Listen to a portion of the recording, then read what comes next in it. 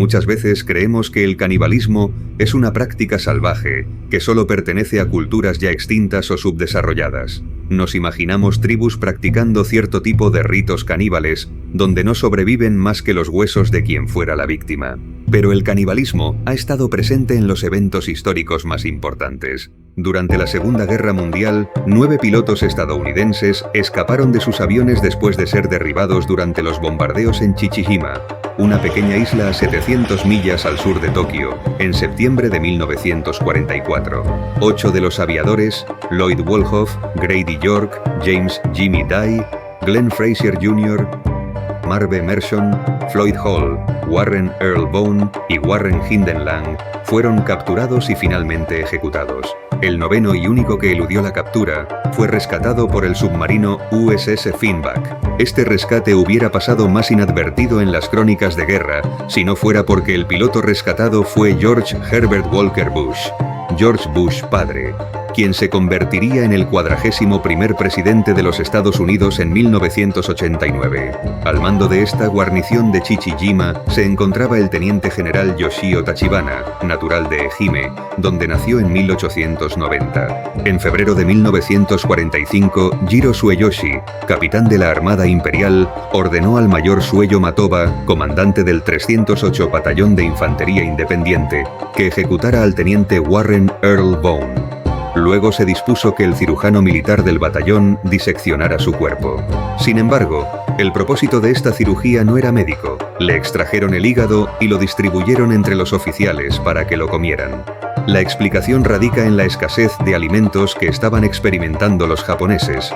El propio Matoba afirmaría más tarde que sus acciones fueron motivadas por el hambre, ya que habían probado todos los animales y plantas comestibles, como ratas, ratones, perros y lagartos. Y añadió: apenas sé qué pasó después de eso. En realidad, no éramos caníbales. Ahora bien, también contaron factores como la extraña creencia de que el consumo ritual de hígado humano era beneficioso para la salud, tal como había manifestado el vicealmirante Mori Kunizo, comandante de la base en el momento del bombardeo.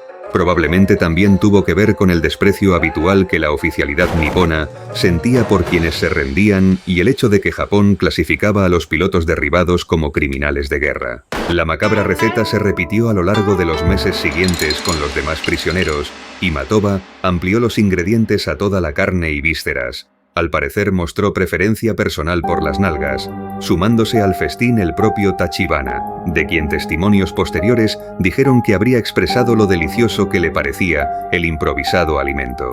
Así, 5 de los 8 aviadores estadounidenses fueron devorados. Los demás perecieron igualmente, decapitados a golpe de katana.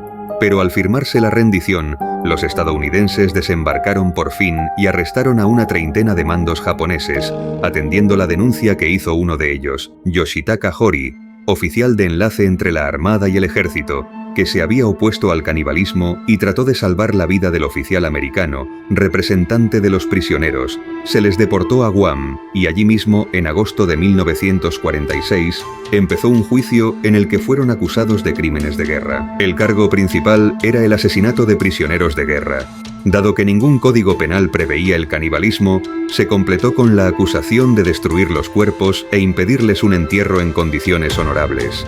5 oficiales japoneses fueron declarados culpables y ejecutados, entre ellos Tachibana, Matoba y Sueyoshi.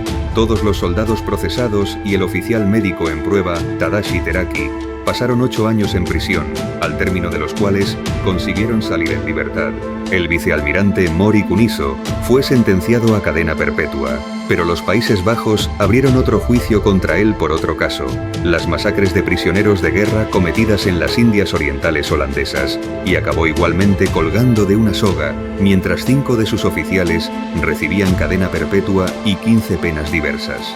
Ya fuera por hambre, por fanatismo ciego o por miedo a las represalias de sus superiores al desobedecer una orden, el tabú del canibalismo quedó roto por las acciones de estos soldados y nos ponen frente a un espejo que nos revela las atrocidades de las que somos capaces los seres humanos en según qué circunstancias.